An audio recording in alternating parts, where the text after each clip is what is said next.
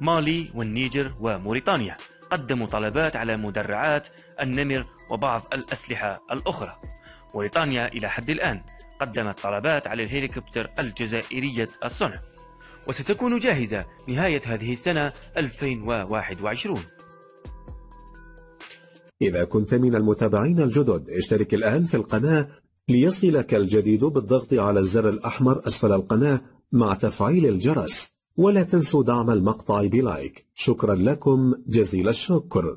وحيث قامت 4 دول إفريقية أيضا بطلب معدات عسكرية ثقيلة من المؤسسة العسكرية الجزائرية في انتظار الرد لتلك الدول الإفريقية، وحيث سيصدر الجيش الجزائري مدرعات منقول عليها صواريخ كورنيت الروسية، وهي صواريخ مضادة للدروع تنتج في مصانع الجيش الوطني الشعبي، وهي في الأصل روسية الصنع، لكنها تركب هنا بتكنولوجيا جزائرية بحتة.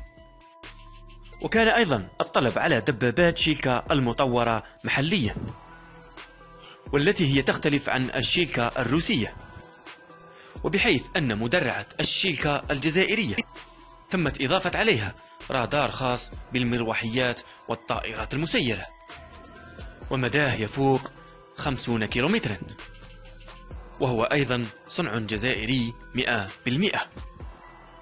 وبحيث ناشد خبراء اقتصاديون جزائريون المسؤولين الجزائريين بأن يلحقوا المؤسسات الكبيرة والثقيلة المتعثرة في الجزائر بمؤسسات الجيش الوطني الشعبي، لأن مؤسسة الجيش الوطني الشعبي هي المؤسسة الوحيدة في الجزائر التي تتميز بالانضباط وتكوين الأطر أو الإطارات من المهندسين والتقنيين الساميين، والذين يمتازون بتحكم عالي في تكنولوجيا التصنيع والانضباط المهني.